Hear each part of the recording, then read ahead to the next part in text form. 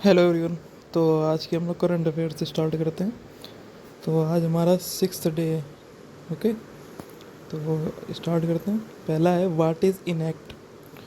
तो देखिए, इसमें आपको इनएक्ट का फुल फॉर्म पता होना चाहिए, कब ये लॉन्च हुआ था और किसने लॉन्च किया था। ठीक। तो इनएक्ट का मतलब है enhancing nature based solution for an accelerated climate change transformation partnership. ठीक। जो भी हमारे क्लाइमेट चेंज के लिए जो भी उसके फैक्टर हैं, तो उनको हमें मतलब कि रिमूव करना है या फिर उनको हटाने के तरीके को बढ़ाना है, उसको हम लोग करेंगे नेचर बेस्ड सॉल्यूशंस जो हैं। ठीक। जो कि मतलब कि ये ट्रेडिशनल वेज हैं। ओके। तो इसको लॉन्च किया था जर्मनी और इजिप्ट ने मिल के with the help of IUCN। ठीक। IUCN क्या है? International union for conservation of nature. ठीक। और ये जो इनएक्ट है, ये कब लॉन्च हुआ था? 2022 में। ठीक। तो इसका फुल फॉर्म क्या है? Enhancing nature based solution for an accelerated climate change transformation partnership. Okay. इसके बाद देखिए अभी क्या हुआ है। अभी गवर्नमेंट ने बोला है कि जो हमारा IPC था, Indian penal code 1860, CRPC code of criminal procedure 1973 और इंडियन एविडेंस एक्ट 1872, इनको रिप्लेस करने जा रही है। IPC को भारतीय न्याय संहिता बिल, CRPC को भारतीय नागरिक सुरक्षा संहिता बिल और इंडियन एविडेंस एक्ट को भारतीय साक्ष्य बिल से। ठीक। और इसमें कुछ उन्होंने चेंजेस भी किए हैं, जैसे कि डिजिटल जो एविडेंस होते हैं उनको भी अब एविडेंस की कैटेगरी में रखा जाएगा। जैसे ये एक चेंज हुआ है, इंडियन एविडेंस एक्ट में जो नहीं था उसको भारतीय साक्ष्य बिल में इंक्लूड किया गया है। ओके।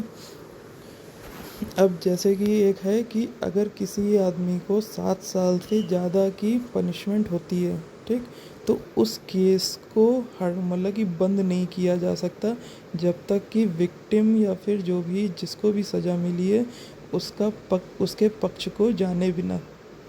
इस तरह से कुछ चेंजेस हुए हैं, वो लोग उसको आप लोग देख लीजिएगा एक बार, जो मेन है।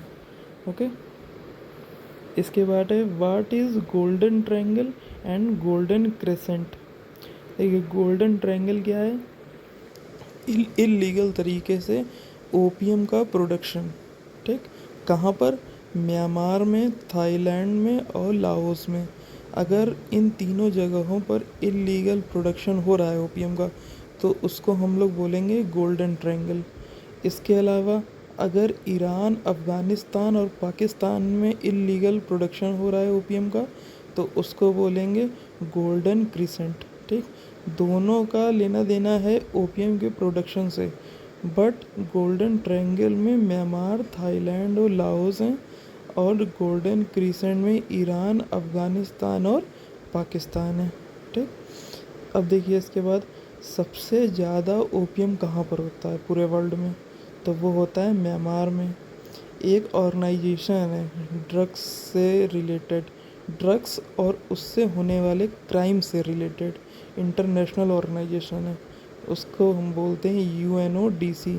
उसका फुल फॉर्म है United nation office on drugs and crime. ये कब इस्टेब्लिश हुआ था? 1997 में। अब इसके जो फंक्शन है वो 2 कन्वेंशन के द्वारा होते हैं। एक है UNTOC, उसको बोलते हैं United Nation convention against transnational organized crime, और दूसरा है UNCAC, United Nation convention against corruption. ठीक। तो इसमें आपको कम से कम 5-6 क्वेश्चन है इसमें जो आ सकते हैं। इसके अलावा है Abdul Kalam's blind cave catfish is in which category of IUCN। IUCN का भी फुल फॉर्म जैसे देखा था, international union for conservation of nature. ये कब इस्टेब्लिश हुआ था? 1948 में। ठीक। और इसमें जो क्वेश्चन पूछा था अब्दुल कलाम्स ब्लाइंड केव कैटफिश, ये आपकी इंडेंजर्ड कैटेगरी में आती है। ओके। अब IUCN है वो अपनी एक रेड लिस्ट जारी करती है। उस लिस्ट में देखिए किस तरह से रखा गया है। पहला है एक्सटिंक्ट, मतलब कि जो भी हमारा जो भी स्पेसीज़ हैं उनके उनके जो नंबर्स हैं वो ज़ीरो हो गए हैं, ठीक। अब वो नहीं पाए जाते हैं, तो उनको हम लोग एक्सटिंक्ट की कैटेगरी में रखते हैं। इसके अलावा है इसके अलावा है एक्सटिंक्ट इन द वाइल्ड, मतलब कि जो उनके जो फॉरेस्ट हैं, फॉरेस्ट में उनके नंबर्स हैं ज़ीरो। अब वो सिर्फ आपको चिड़ियाघर में दिखेंगे या फिर ऐसे स्थानों पे जहाँ पर उनको पाला गया है, ओके। जो उनके नेचुरल हैबिटेट थे वहाँ पे उनके नंबर्स हो गए ज़ीरो। इसके अलावा है क्रिटिकली इंडेंजर्ड। क्रिटिकली इंडेंजर्ड का मतलब कि उनकी नेक्स्ट 3 जनरेशन में उनके जो नंबर्स हैं वो 80% तक कम हो जाएंगे, ओके। इंडेंजर्ड का मतलब है कि वो अब लुप्त होने वाले हैं, ओके। इसी तरह से वल्नरेबल है, नियर थ्रेटेंड है, और लास्ट में है लीस्ट कंसर्न, ओके। तो ये जो है IUCN अपनी रेड लिस्ट जारी करती है, उसमें ये कैटेगरीज़ हैं। अभी रिसेंटली IUCN ने एक रेड लिस्ट जारी की है, उसी में ये था अब्दुल कलाम्स ब्लाइंड केव कैटफिश को इंडेंजर्ड कैटेगरी में इसने रखा है IUCN ने, ठीक। इसी तरह उन्होंने और भी जो 6-7 जो स्पेसीज़ हैं उनकी कैटेगरी डिसाइड की है। उसका मैं PDF आपको अलग से टेलीग्राम चैनल पे दे दूँगा, ओके। इसके अलावा है what was the main result of SR Bommai versus union of India case 1994। देखिए, अभी जो जम्मू एंड कश्मीर में जो आर्टिकल 370 हटा था उसका केस चल रहा है, ठीक। उसमें ये जो था SR बोम्मई वाला केस, इसको आधार माना गया है, ठीक। और ये क्या था, SR Bommai versus union of India case, इसमें बोला गया था जो प्रेसिडेंट रूल लगता है आर्टिकल 356 के द्वारा, उसके अंडर अगर प्रेसिडेंट कोई भी प्रोक्लेमेशन करते हैं, ठीक, कोई भी अपना अध्यादेश लाते हैं, उसको जुडिशियल रिव्यू के लिए लिया जा सकता है, ठीक। इसके अलावा क्या था, parliament approval for imposing president rule. अगर हमें किसी स्टेट में प्रेसिडेंट रूल लगाना है तो हमें पार्लियामेंट के अप्रूवल लेनी पड़ेगी। बाई चांस पार्लियामेंट अप्रूव नहीं करती है और वो खिंच जाता है केस 2 महीने तक, तो 2 महीने के बाद वहाँ से प्रेसिडेंट रूल हटा लिया जाएगा अगर पार्लियामेंट का जो डिसीज़न है वो अगेंस्ट में आता है, ओके। इसके अलावा who appoint chief election commissioner. अभी राज्यसभा में एक बिल प्रेजेंट किया गया है, वो ये है कि जो आपका चीफ इलेक्शन कमिश्नर होगा उसको अपॉइंट करेगा president, but on the recommendation of selection committee, ठीक। सिलेक्शन कमेटी की रिकमेंडेशन लेनी पड़ेगी प्रेसिडेंट को, तब उसके अकॉर्डिंग वो चीफ इलेक्शन कमिश्नर को अपॉइंट करेगा। अब सिलेक्शन कमेटी में कौन कौन होगा, हमारे प्राइम मिनिस्टर होंगे, एक यूनियन कैबिनेट मिनिस्टर होगा, प्लस जो अपोजिशन पार्टी है उसका जो लीडर होगा वो होगा उसमें, ठीक। मतलब 3 मेंबर होंगे सिलेक्शन कमेटी में। इसके अलावा एक होगी सर्च कमेटी। सर्च कमेटी को सर्च कमेटी को जो लीड करेगा वो होंगे लॉ मिनिस्टर। सर्च कमेटी का इतना एक वो काम होगा कि वो चीफ इलेक्शन कमिश्नर के लिए जिन लोगों को नॉमिनेट किया जाएगा उनको रिकमेंड करेगी, ठीक। इसके अलावा जो इलेक्शन कमीशन ऑफ इंडिया है वो ऑटोनोमस कॉन्स्टिट्यूशनल अथॉरिटी है, जिसके अंदर एक चीफ इलेक्शन कमिश्नर और 2 इलेक्शन कमिश्नर होंगे, ठीक।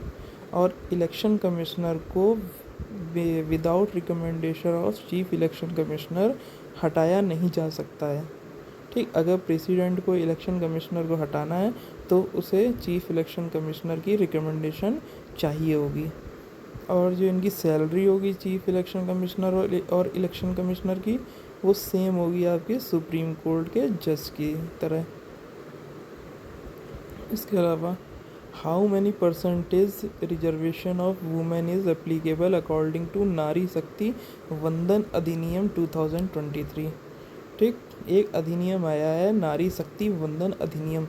इसके अकॉर्डिंग लोकसभा में और जो स्टेट असेंबलीज हैं यहाँ पे 33% जो आपका 33% रिजर्वेशन है वो वुमेन के लिए रखा गया है। ओके, इसके अलावा अभी recently from which place skull of an ancient sea animal pliosaur found. जो प्लायोसोर एक एंशियंट जो सी एनिमल है उसका स्कल मिला है। वो कहाँ से मिला है? यूके के यूनाइटेड किंगडम के जुरासिक कोस्ट से। ओके, ये थी आपकी आज की करंट अफेयर। ओके, इसको आप लोग इसका पीडीएफ मैं ऐसा करूँगा, मैं अब आज से ऐसा करूँगा वो करूँगा कि इनका पीडीएफ मैं टेलीग्राम चैनल पर डाल दिया करूँगा। ओके, तो वहाँ से आप लोग डाउनलोड कर लीजिएगा। तो अब हम लोग कल मिलते हैं। Thank you guys, please subscribe this channel.